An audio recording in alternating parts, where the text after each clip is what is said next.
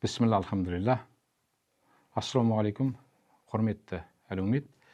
Бүгінгі бізге берілген, белгіленген тақырып арақтың зияны, зардабы. Енді бұл арақ туралы айтатын болсақ, ол атынан белгілі зияны, зардабы болатын. Қазіргі уақыттарда қоғамда көбіне кейбір жас буын өкілдері еліктеуменен, қызығушылықпенен осы жолға салынып түсіп кетеді.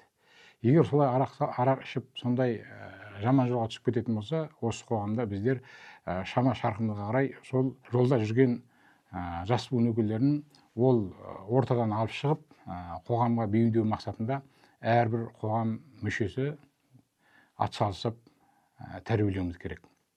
Өйткені діни тұрғыдан алғанда да арақтың адамға зиян беретіні туралы айтса, медициналық тұрғыдан да арақ адамға зиян береді жалпы.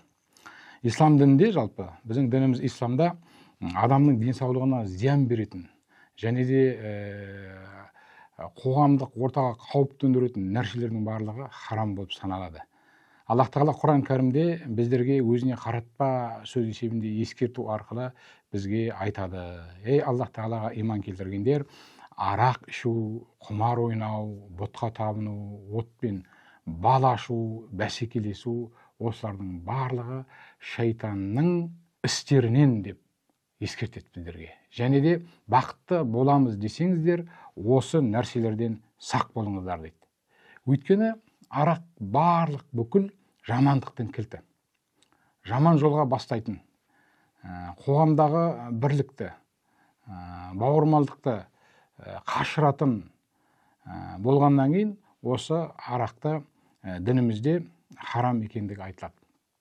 Енді біз пайғамбарымыздың заманына оралатын болсақ, Хазіреті Айша анамыздан келіп бір кісі сұраған: я Хазіреті Айша, битх дегеніміз не деп?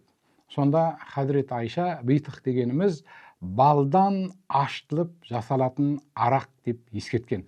Ол уақытта осы нәрсені йемендік тұрғындар көп пайдаланатын болған. Және пайғамбарымыз айтады: барлық ішімдік дейді, ақылдан адастырады, сондықтан ол харам деген. Адам баласы өмір сүргеннен кейін, жалпы қоғамда жүргеннен кейін біздің дінімізде харам атаулының екі түрі бар.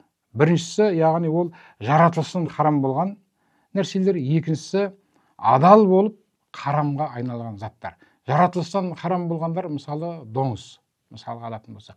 Екінші, мысалы біздің күнделікті пайдаланатын, енді адал болып тұрып харам болған нәрсеге тоқталатын болсақ, ол мысалы біздің күнделікті пайдаланатын бидай менен жүзім. Мысалы бидай менен жүзімді ашыту арқылы жаңағыдай арақ нәрсе істейтін болса, онда ол харам болып есептелінеді. Дана халқымызда мынандай сөз бар жалпы. Ата-бабамыз айтады: арақ атаңнан қалған ас емес дейді. Біздің ата-бабамыз қазақ діні мен дәстүрін, салтын, барлығын, мінез құлқын ұштастыра түсіндіріп отырып, өзінің бала-шағасына, ұрпақтарына ненің адал, ненің арам екендігін айтып түсіндіріп кеткен. Біз егер соның барлығын оқып, көңілінде тоқып, соны қарайтын болсақ, мән беретін болсақ, онда біздің бала-шағамызда иманды, әдепті болып өсетіні анық. Сол сияқты пайғамбарымыз айтады: адамның денесінде бір бөлшек ет бар. Егер ол түзу болса, адамның тәні пәк болады. Егер ол бұзылса, адамның тәні бұзылады. Ол жүрек емес пе дейді. Ал енді қазіргі ғалымдарымыз айтады, мына арам ас туралы, арам нәрсе, арам ас, арам ішімдік туралы айтады. Егер дейді, пенде дейді да, пенде арам асты қабылдайтын болса дейді, ол оның асқазанына түседі дейді. Сөйтіп ол асқазан, ол арам асты қорытады да қанға жібереді дейді. Ал қан оны жүрекке апарады дейді. Сөйтіп жүрек бұзылады деген екен да. Ал енді біз жүрегіміз таза, жүрегіміз бұзылмас үшін әр уақытта бізге аманат қылып қалдырып кеткен дінімізді және салт дәстүрімізді ұштастыра түсіндіріп отыруымыз керек екен. Отбасында, ошақ қасында, бала-шағамызға. Сонда осындай арақ деген тыйым салынған, арам етілген нәрседен балдарымызды сақтандырған боламыз. Сол себептен ата-бабамыз қазақ айтады: арақ атаңнан қалған ас емес дейді. Арақпен достастым дегенше, адамгершілікпен қоштастым дейді. қандай керемет айтылған. Және де айтады ата бабамыз қазақ, қызың арақ ішсе қызығыңның кеткені дейді, ұлың арақ ішсе ырысыңның кеткені дейді. Ал Бауыржан Момышұлы атамыз айтады, адамды үш нәрсе бүлдіреді дейді.